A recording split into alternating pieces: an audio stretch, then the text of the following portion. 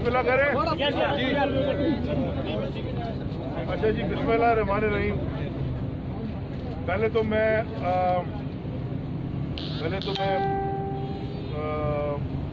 शुक्रगुजार हूँ बहुत शदीद। मैं तो अपना एक छोटा सा आदमी हूँ और ये जितने दोस्त मेरे भाई आए, ख़ास तौर पे पोर्ट कासिम से, कुरंगी से, KPT से और ख़ास तौर से डिफेंस से भी, चलो पूरे कराची से जा जाए, लेकिन ख़ास तौर पे मेरे हल्के से जो लोग आए हैं 104 PS 104 और PS 103 दोनों, NA 244 से, और बाकी जितने भी लोग हैं सारे मीडिया, आप सबका थोड़ा पीछे हो जाओ भाई, थोड़ा पीछे हो जाओ, वो पीछे से आपको क्या। तो मैं आप सबका शुक्रगुजार हूँ।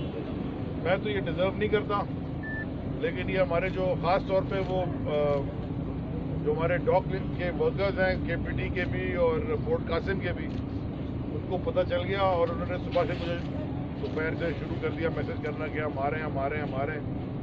तो गुल नमरोज़ को आपका भी शुक्रिया, आरिफ जिसकुन आपका भी, और वो किधर है हमारा सर, अरशद इधर, हाँ बैठा हुआ है, सब आपका भी शुक्रिया। और ख़ास तौर पे मेरे वर्कर्स का शुक्रिया और ख़ास तौर पे मेरे MPs का शुक्रिया कि आप लोग रात को इस वक्त आए। तो कराची आते जाते रहते, लेकिन इस दफ़ा मैं कुछ 6-7 हफ्ते बाद आया हूँ। अच्छा जी, देखें, इस पिछले 6 हफ्ते बहुत ही इंटरेस्टिंग और तेज़ गुजरे हैं और कई चीज़ें इसमें हुई हैं। तो मैं 3 हिस्सों पे बात करूँगा। पहली चीज़ है वो मैं बात करूँगा आपसे, और वो ऑफ कोर्स तीनों चीज़ें रिलेटेड हैं डायरेक्टली हमारे सूबा सिंध से, और सूबा सिंध के बल्कि पाकिस्तान के सबसे बड़े शहर कराची से, दुनिया में भी दूसरे, चौथे, 5वें नंबर पे बड़ा शहर है आबादी के हिसाब से भी और रकबे के हिसाब से भी, और कम नहीं हो रहा, फैलता चला जा रहा है। देखें जी, जो चीज़ें GIT ने रिवील की हैं और जो GIT आपने पढ़ी है, आप वो अलग बात कर लें कि पार्ट 1 और पार्ट 2 मैंने रिलीज़ किया। मैं सिर्फ पार्ट 1 की बात करता हूं, जो ऑफिशियली खुद सिंध हुकूमत ने रिलीज़ किया, जिसमें उज़ैर बलोच की GIT भी है, निसार बुराई की GIT भी है और बल्दिया फैक्ट्री फायर की GIT भी है। यार एक मिनट यार प्लीज मेरे भाई, पहले मैं बल्दिया फैक्ट्री की GIT से शुरू करता हूँ। मैं बल्दिया फैक्ट्री की GIT से शुरू करना चाहता हूँ। बल्दिया फैक्ट्री के अंदर 350 लोगों को जला के राख कर दिया गया, जिंदा जला के राख कर दिया गया। उसकी GIT की जो कंक्लूजन है, उस GIT की कंक्लूजन में ये लिखा है कि सिंध पुलिस ने इन्वेस्टिगेशन गलत की है, सिंध पुलिस ने, और दोबारा FIR काटी जाए और दोबारा इन्वेस्टिगेशन की जाए। तो क्या सिंध हुकूमत, जिसके पास ये खानों में तहखानों में छुपा के GITयाँ रखी थी और अवाम के टैक्स पेयर के पैसे पे GIT बनती है, तो क्या सिंध हुकूमत ने उस GIT के ऊपर कोई अमल किया? क्या दोबारा सिंध पुलिस ने इन्वेस्टिगेशन शुरू की? क्या दोबारा FIR कटी? नहीं कटी। फिर आ जाए उज़ैर बलोच और बल्दिया फैक्ट्री, निसार बुराई की GIT पे। उज़ैर बलोच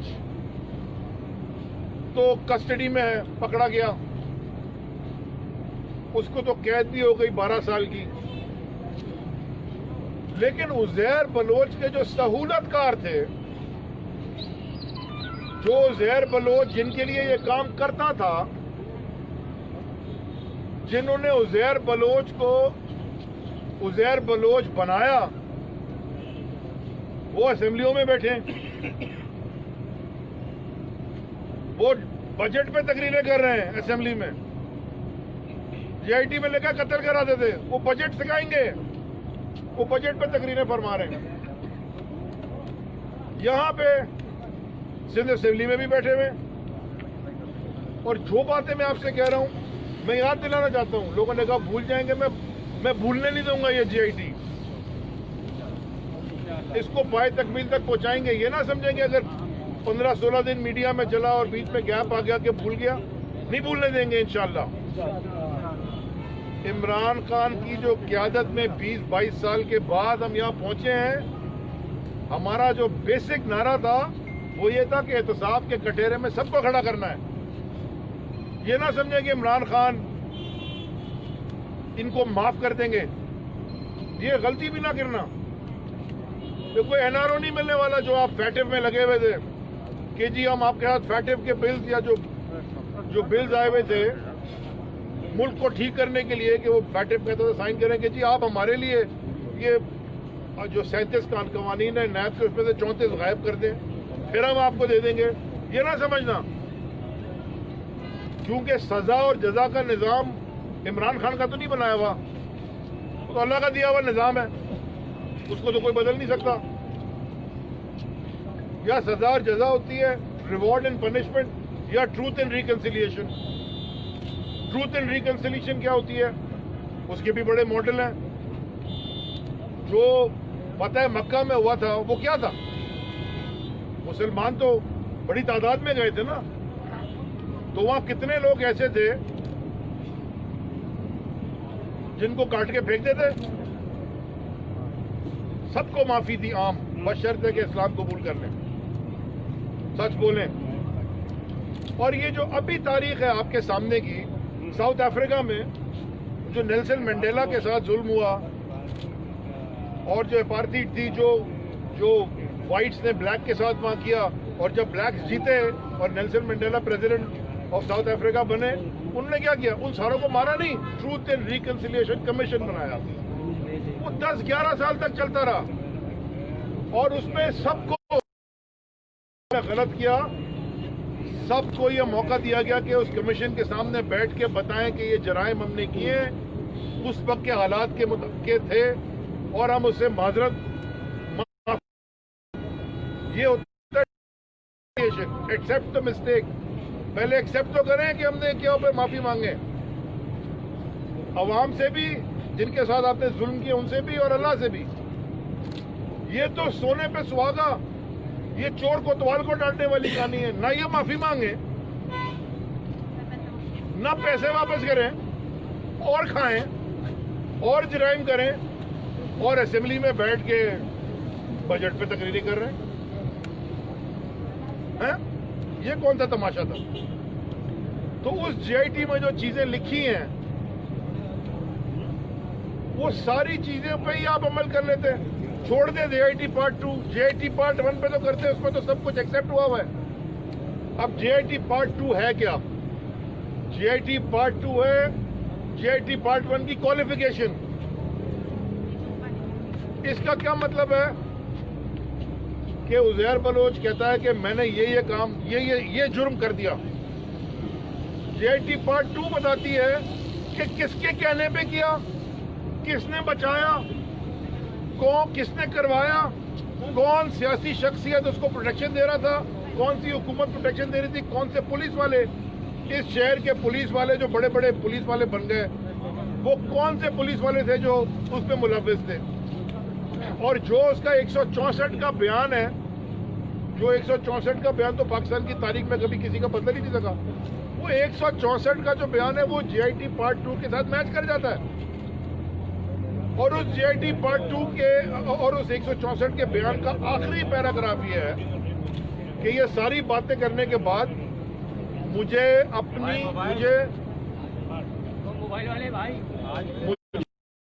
मेरी थोड़ा पीछे हो जाओ प्लीज, मुझे और मेरे खानदान को उज़ैर बलोच का बयान है 164 का, डिस्ट्रिक्ट मजिस्ट्रेट साउथ के सामने दिया हुआ कि मुझे सच बोलने के बाद मुझे और मेरे खानदान को आसिफ जरदारी से जान का खतरा है। आपको कोई ये कह रहा है कि इमरान खान से किसी को जान का खतरा है? ये तो कोई नहीं कहता कि मुझे इमरान खान से मुझे जान का खतरा है। ये तो कोई नहीं कह रहा। क्यों नहीं कह रहा? इमरान खान ये काम नहीं करता, ना पीटीआई ये काम करती है। ये काम अल्ताफ हुसैन करता था लंदन में बैठ के। वो भी एक माफिया था जिसके साथ कराची वालों ने लड़ाई की और 2018 में फाइनली इनको डिफीट किया, हरा दिया। खुद ही हारने लग गए थे वो अपनी हरकतों की वजह से तो।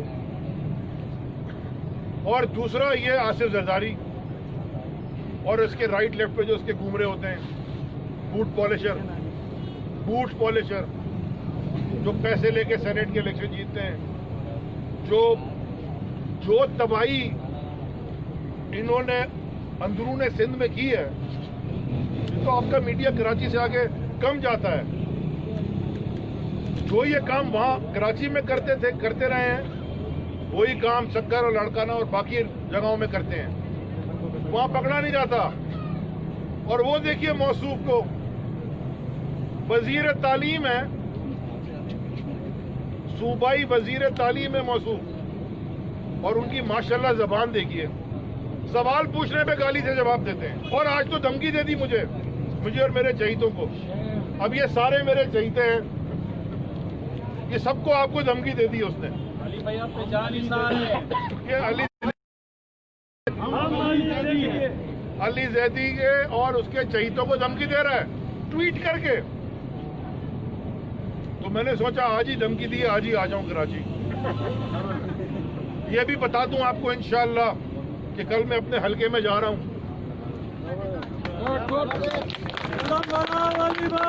ये भी बता रहा हूं आपको कि मैं अपने हलके के PS 104 में जा रहा हूं।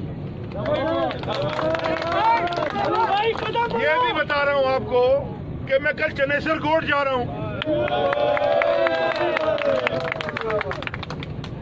तुम अगर ये समझते हो कि हम धमकी से डरते हैं, भाई साहब, मुसलमान का ईमान क्या होता है जब वो हक पे खड़ा होता है?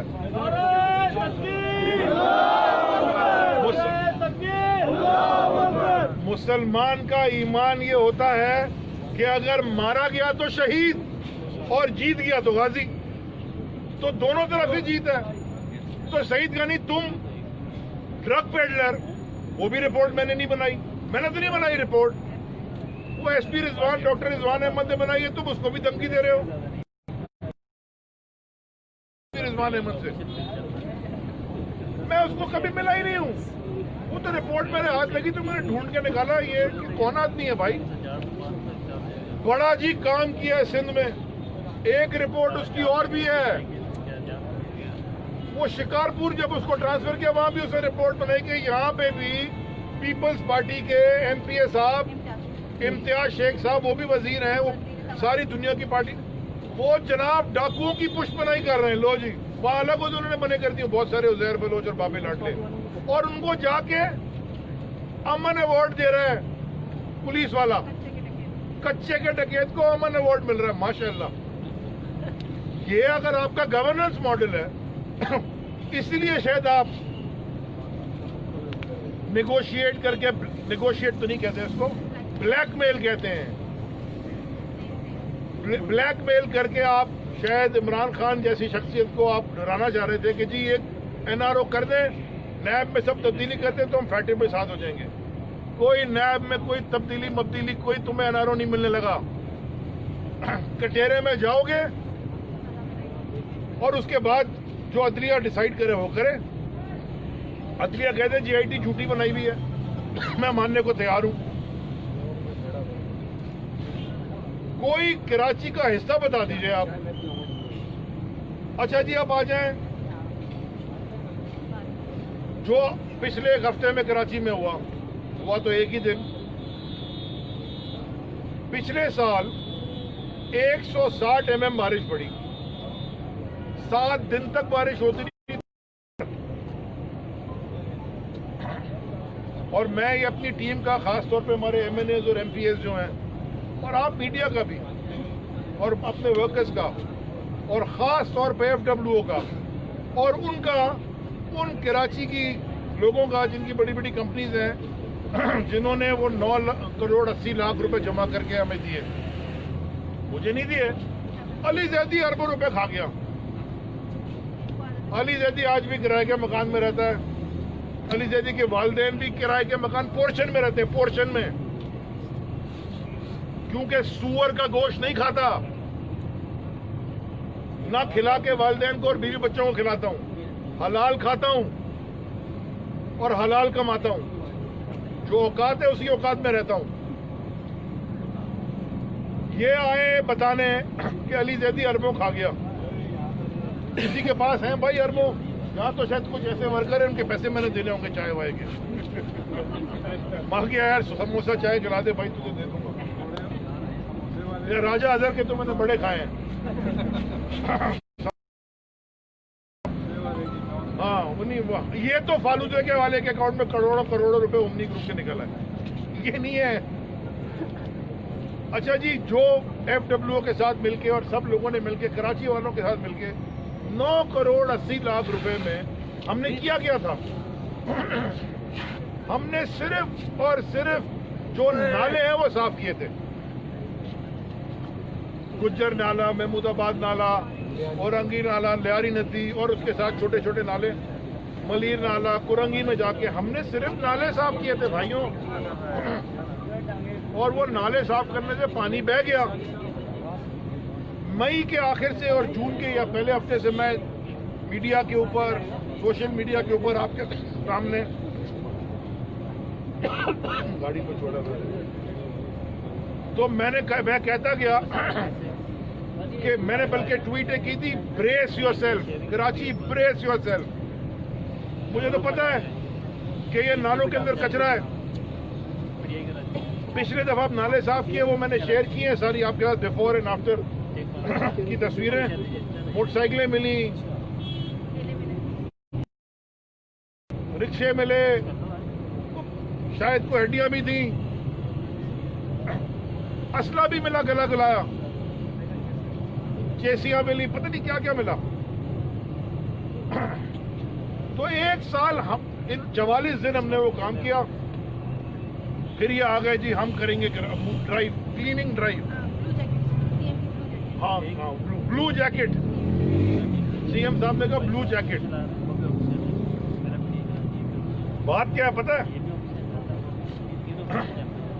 ड्राइव हुकूमत नहीं करती। मैं तो हुकूमत में सिंध में नहीं हूं ना, तो मैं तो इनिशिएटिव लेके आया था।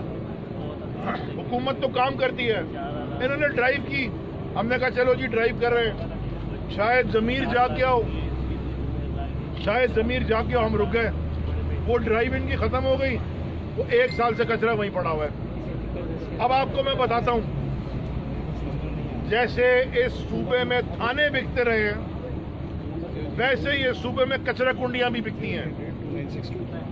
असल मसला तो ये है, ये सारी डील है नीचे से ऊपर तक। सिंध सॉलिड वेस्ट मैनेजमेंट किसके पास है? और उसका चेयरमैन कौन है? सीएम सिंध। अब अगर नहीं उठा रहे कचरा, वो मेयर बेचारा भागते फिर रहा, इख्तियार नहीं है, इख्तियार नहीं है।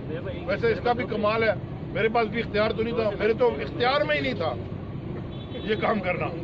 लेकिन मैंने मेयर साहब से दरखास्त की, उनको साथ मिलाया और नासिर हुसैन शाह साहब भी साथ मिले, कर लिया। मैं कहता गया कि बारिश आएगी, ज्यादा बारिश आएगा तो ज्यादा पानी आएगा, और ज्यादा बारिश आ गया तो शहर डूब गया। और तुम भाग गए लाहौर में बैठ के, जो तुम्हारे बाप का पेट काट के रोडों पे घसीट रहा था, उसके साथ पार्टनरशिप कर रहे हो। नहीं आप लीड कर ले, नहीं आप लीड कर ले। कभी फजल रहमान और गुल रहमान और पता नहीं किन किन रहमानों के साथ घूम रहे हो। मुझे तो समझ इसकी कोई नहीं आती है, चीज क्या चीज है क्या चीज ये समझ से बाहर है मेरी। ऐसे तकरीर करता है, लेकिन वहां पे तो बकरी चुरा के ले गया होगी इसकी नेशनल असेंबली में, चीख चीख के। मेरी समझ से बाहर है, क्या चीज है ये? ये मखलूक क्या है ये? मुझे जरा ये बता दें आप। मैं एक सवाल छोड़े जा रहा हूं, क्योंकि जैसे जाऊंगा ये रात को उठेंगे, फोन आएंगे, इनको जूते पड़ेंगे कि क्या कर रहे वाली दीदी, मेरे खिलाफ बातें करके फिर ये प्रेस कॉन्फ्रेंस करेंगे, जैसे एमक्यूएम नहीं करती थी एक जमाने में। अल्ताफ हुसैन जब बुला के 90 रुपए फुट लगवाता था, तो सुबह 4 बजे 5 बजे करते थे ना। ये अब करेगा, ये कराएगा अभी अपने वो ड्रग पेडलर से, 104 के ड्रग पेडलर से। मुझे जरा ये समझा दे, कोई सवाल का जवाब दे दे। पूरे पाकिस्तान से ये सवाल है मेरा। एक दिन बिलावल भुट्टो तो नहीं है, बिलावल जरदारी, सिंध की बीमारी, एक दिन कभी जिंदगी में उसने काम किया है? वो एक दिन हलाल की रज़्क़ कमाई है? चलो अब्बा तो फिर एक दफा प्रेसिडेंट बन गए थे तो तनख्वाह मिलती थी। ये बैम्बिनो के सिनेमा के टिकट बेचते बेचते पाकिस्तान की सदर बन गए, पाकिस्तान को भेज दिया उन्होंने। बेचने के एक्सपर्ट हैं सारे, मास्टर सेल्समैन। वो जो माल बेचते हैं वो भी नहीं मिलता, मगर कमीशन इनको मिल जाता है। अच्छा, जो ये जो बिलावल जरदारी साहब, मुझे जरा ये समझाएं, कभी तुमने काम किया है? तुम्हारी पहली तनख्वाह तो तुम्हें नेशनल असेंबली से मिली होगी। एक दिन कोई मेहनत मुशक्कत, कभी जिंदगी में कोई नौकरी की हो, और कोई बिजनेस चलाया हो, कोई बैंक में इनकम स्टेटमेंट, बैलेंस शीट, कोई फाइनेंशियल देखे हो, ख्वाब तुम्हारे वो हैं, तुमने किया अपनी जिंदगी पे अचीव क्या किया है? तुम्हारे वालिद साहब के ऊपर अमेरिका के सेनेट में पूरी इंक्वायरी हुई है मनी लॉन्ड्रिंग की। सिर्फ गूगल करें मिल जाएगी आपको। आज शिबली फराज ने तुम्हारे वालिद साहब के ऊपर मूवियां बनी हैं, बीबीसी ने बनाई हैं, princess and the play boy. Google पे सर्च करो, लिखा था चोर। अभी मुझे समझ में नहीं आती कि मैं वहां, और दहशतगर्दी फैक्टिव लगाई ये नून लीग और पीपीपी की वजह से था।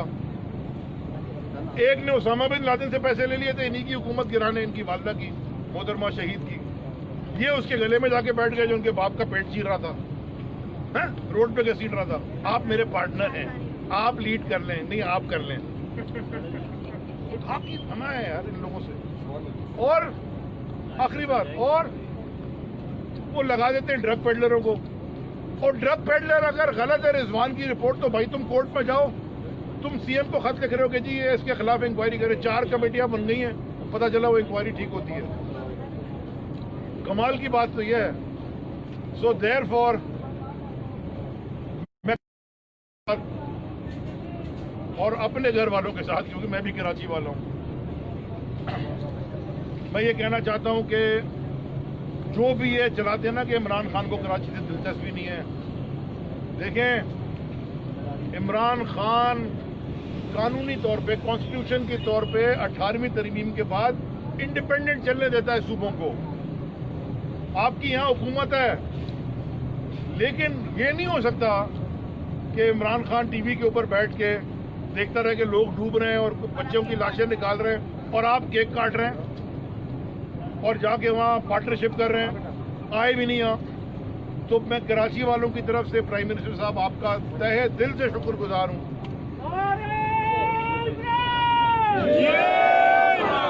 तहे दिल से शुक्रगुजार हूं कि आपने ये काम एक प्रोफेशनल ऑर्गेनाइजेशन को दिया।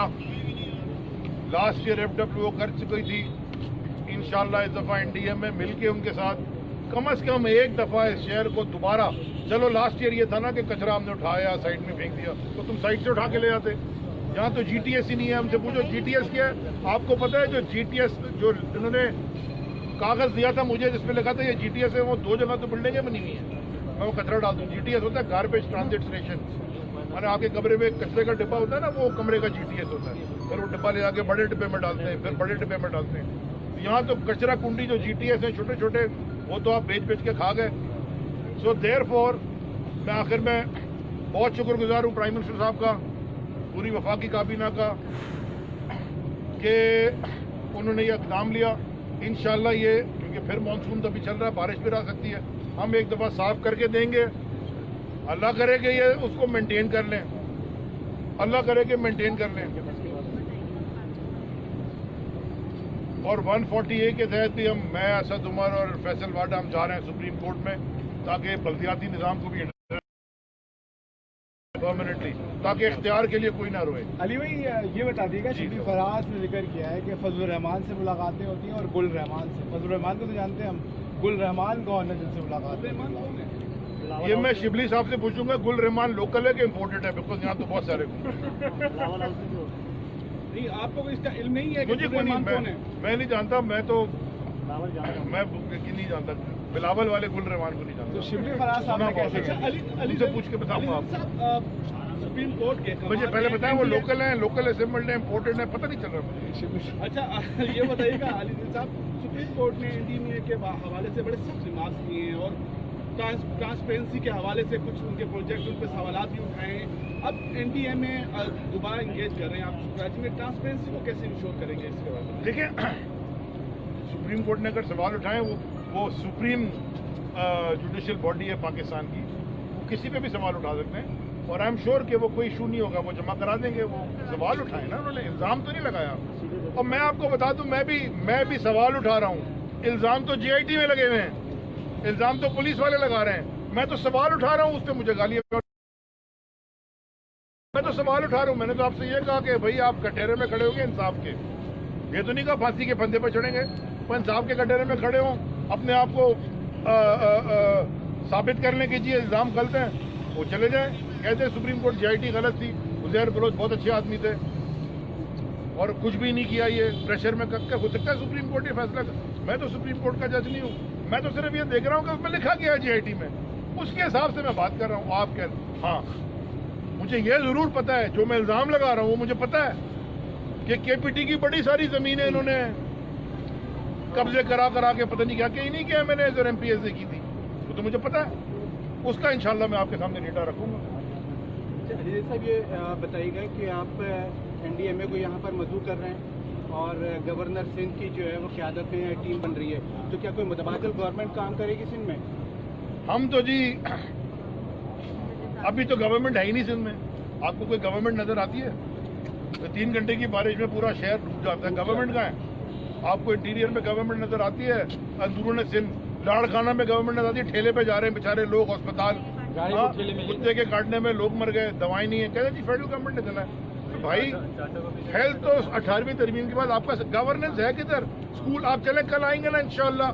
मैं जब कल चनेसर कोट जाऊंगा, मैं आप सबको मीडिया को बता के जाऊंगा मैं जा रहा हूं, और मैं चनेसर कोट के स्कूल दिखाऊंगा आपको। वजीर तालीम है, मैं उनकी गली दिखाऊंगा आपको। रात कुछ हो सकता है मैं उनकी गली में ले जाऊंगा, दिखाऊंगा उनकी गली कैसी है। हो सकता है इसी चक्कर में रात को झाड़ू पोछा लगा के चूना वूना करते सफाई करते।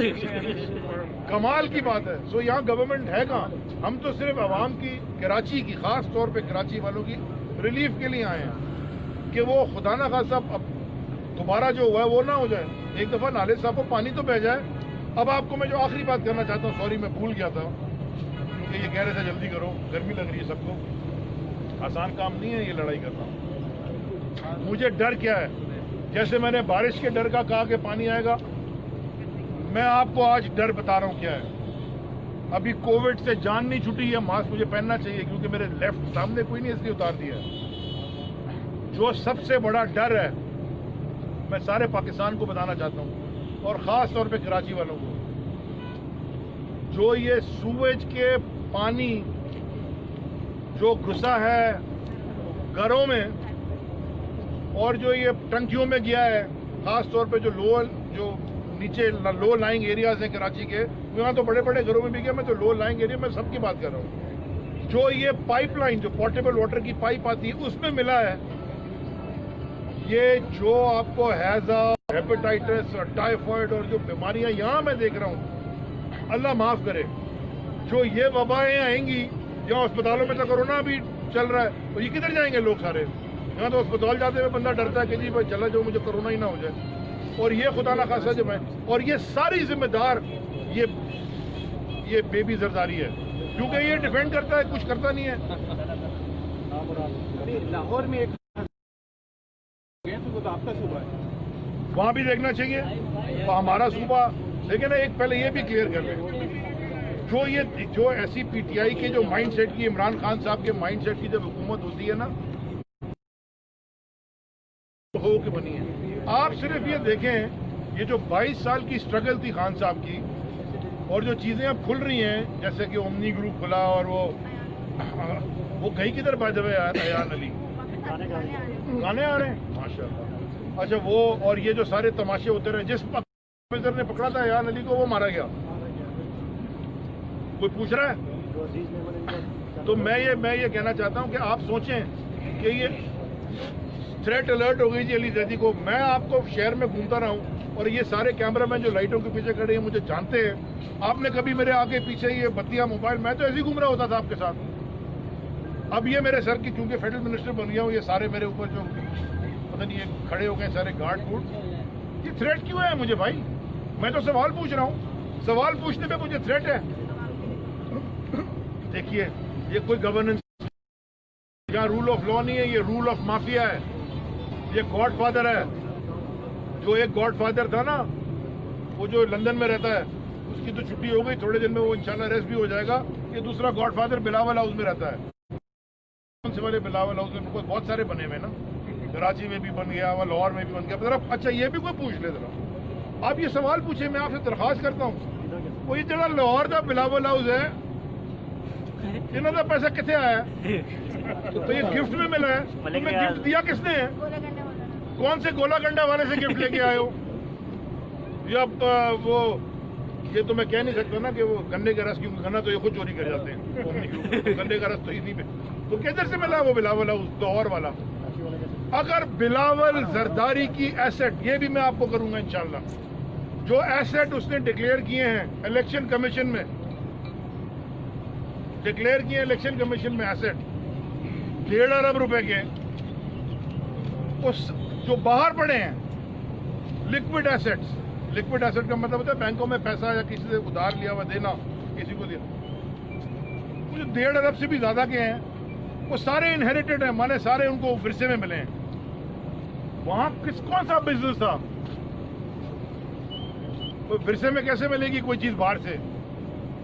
मेरे दादा अगर बाहर रहते होते और उनका कोई बाहर धंधा पानी होता और वो इंतकाल करके मुझे विरसे में कुछ दे जाते तो मुझे मिलता, मैं कहता जी ये सबूत है। और तुम्हारी तो पूरी जायदाद ही तुम्हें विरसे में मिली है जो मुल्क से बाहर है। चलो यहाँ वाली तो मैं मान लेता हूँ 1 मिनट के लिए, वो कौन सा फरिश्ता दे गया तुम्हें? मुझे तो नहीं मिले, इतने साल में बाहर घूमता करता रहा कि विरसे में कोई दे दे। पता नहीं वहाँ पे कोई कौन सा वो है, गुल रहमान को मिला होगा जो दे गया इतनी सारे ऐसे। ठीक है जी, तो इंशाल्लाह कल आपसे मुलाकात होगी, अगर आपको तंग ना करूं। चलेंगे इंशाल्लाह जनेश्वर कोट साहब।